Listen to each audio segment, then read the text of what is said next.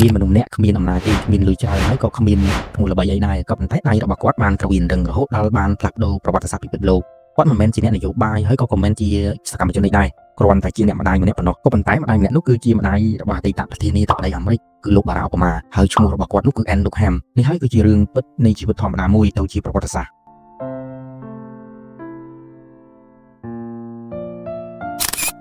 Ann កើតនៅឆ្នាំ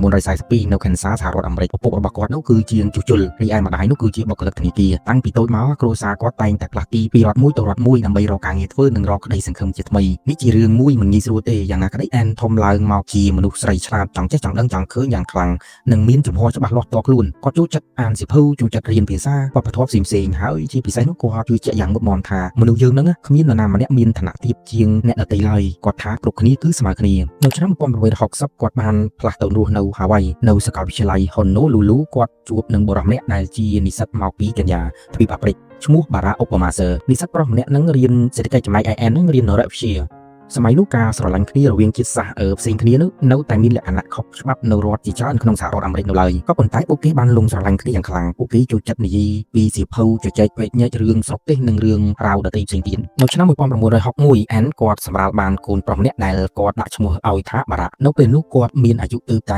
18ឆ្នាំប៉ុណ្ណោះកាលនោះមជ្ឈដ្ឋានជុំវិញគាត់នឹងបានចាប់ផ្ដើមរិះគន់មកលើគាត់ខ្លាំងណាស់អ្នកជិតខាងសម្លក់សម្លឹងមើលមកគាត់នឹងដូចជាមនុស្សចម្លែកអញ្ចឹងកាសែតក៏បានចុះផ្សាយថា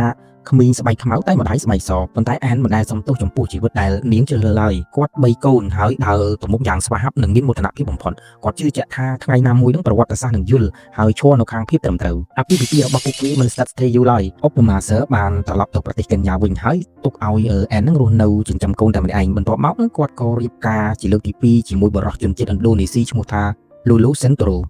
ហើយបានផ្លាស់ទៅរស់នៅទីក្រុងចាកាតានៅទីនោះគាត់បង្រៀនភាសាសិក្សាវប្បធម៌ទំនៀមទម្លាប់ក្នុងស្រុកនិងចាប់ផ្ដើមធ្វើការស្រាវជ្រាវដែលធ្វើឲ្យគាត់នឹងក្លាយជាអ្នកដឹកនាំក្នុងការអភិវឌ្ឍសហគមន៍គាត់មិនអង្គុយតែក្នុងការិយាល័យទេយ៉ាងណាមិញគាត់បានចុះទៅដល់ភូមិឋាននិងទីផ្សារគាត់ជជែកជាមួយស្ត្រីស្ដាប់សម្ដីរបស់កសិករគាត់ជឿថាសេដ្ឋកិច្ចពិតមកពីដៃប្រជាជនមិនមែនពីអ្នកធំៗទេគាត់បានតស៊ូបង្កើតកម្មវិធីអនុទានខ្នាតតូចៗដើម្បីឲ្យស្ត្រីអាចប្រកបរបរចិញ្ចឹមជីវិតមិនពឹងពាក់លើនរណាគេហៅគាត់ថាបណ្ឌិតដែលជួយម្ដាយដៃ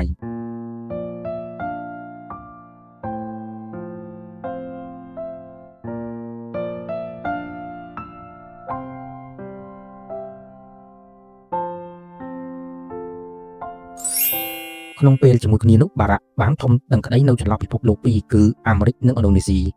បារ៉ា អូបាម៉ាបានរស់នៅនិងរៀនសូត្រនៅឥណ្ឌូនេស៊ីពីអាយុ6ទៅ10ឆ្នាំនៅឆ្នាំ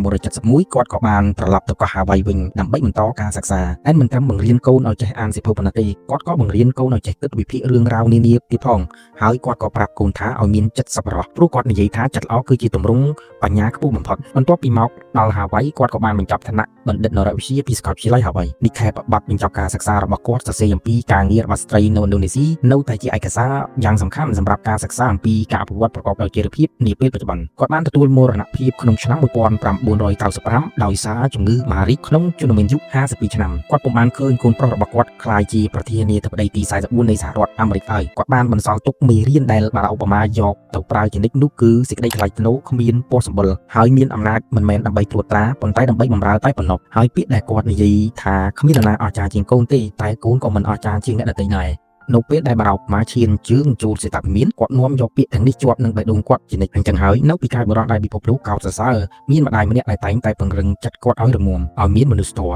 ដៃដែលក្រវៀនរឹងនោះគឺជាដៃម្នាក់ម្ដាយម្នាក់ដែលបង្កើតមរតកមួយដែលល្អប្រសើរ